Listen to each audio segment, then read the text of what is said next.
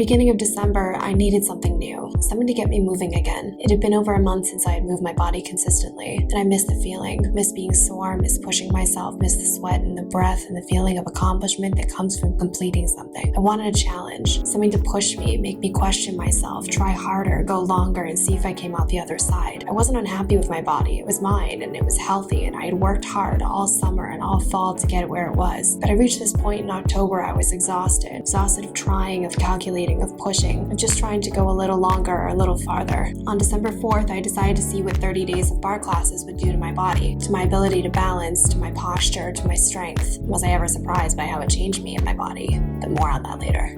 I had tried them before, a long time ago, and all I remember is being unbelievably sore for days afterwards. I thought my little bit of ballet background would help me, and it did, with the toe pointing and the posture, and that's about it. Barre is a mix of aerobics and Pilates, depending on what classes you take, all done in ballet style. Expect lots of time spent on the balls of your feet, lots of arms above your head, and lots of toe pointing. It's small movements, over and over, until your legs are shaking and your face is sweating and you feel like you're going to fall over or cry or both. I didn't do 30 barre classes. I didn't set out to do 30 barre classes.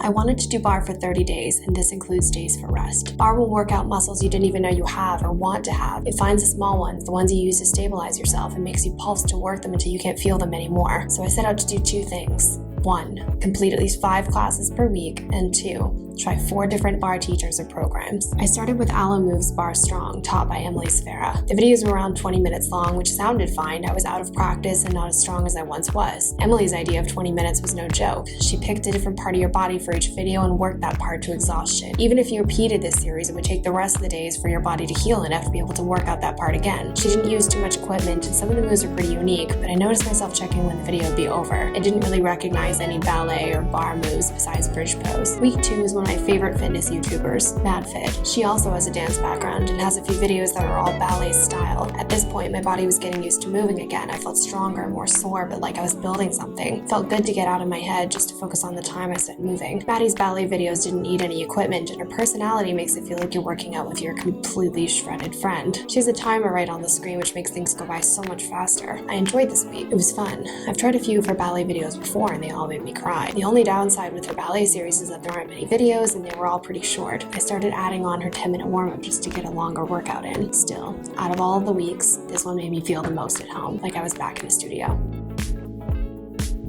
Peloton. The name's synonymous with spin classes and a cultish obsession. One day, while scrolling through Instagram, I saw a, let's face it, targeted ad for Peloton's new barre series. That's how it became my program for week 3. At this point, my calves were no longer with me and most of my body ached. This was also right around Christmas time, and I ended up taking around 4 rest days in a row in a coma of chocolate and potatoes. That's how life is sometimes, a food coma. It doesn't mean you failed or fallen off the wagon, it just means you rested, enjoyed your time being stationary, and get back to moving whenever you feel ready. Peloton's class is really similar to barre classes I've done in the past. There was lots of second position or horse pose and quote-unquote marching.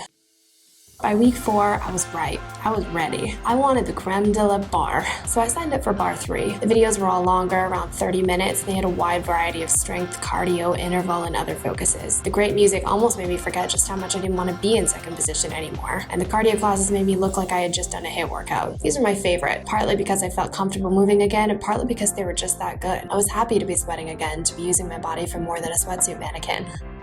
So, before I get to the results, what did I actually think of barre as the way to move your body? Sometimes I loved it. I loved pointing my toes, tucking my pelvis, and raising my arms and feel long and graceful. I loved that I felt strong doing them, balanced, even when I didn't feel strong and my life didn't feel balanced. At the same time, I hated that sometimes I didn't even break a sweat, didn't get that feeling of accomplishment, didn't feel like I got out of my head enough. I hated that my calves were sore and I would shake. Sometimes I didn't feel graceful or beautiful. But the more I did it, the more I kept going, the less days I had like that. On January 4th, 2021, I felt and looked different. Sure, I lost 1.5 centimeters on my waist and my hips and 0.5 pound in weight, but my muscles are more defined, my shoulders are stronger, and I'm carrying myself differently. These are the things that last, the things that will matter for longer. Your weight changes 3 to 5 pounds a month, but the way you hold yourself and move your body will last so much longer than that. 30 days of barre made me stronger, made me more balanced. It made me realize that even when things are hard and life is kicking me and trying to knock me over, I can still pulse my back leg and stay upright. That just because my legs are shaking doesn't mean they're going to give out. I can still stand, I can still rise up on my toes, I can still stretch much tall. And maybe that's what I needed. Maybe that's what you need. You don't have to be a ballerina to do barre. You don't need a fancy gym membership or point shoes or 15 different props. There isn't much I can control in my life, but I can control when to point my toes and when I drop my arms, and maybe that's enough for right now.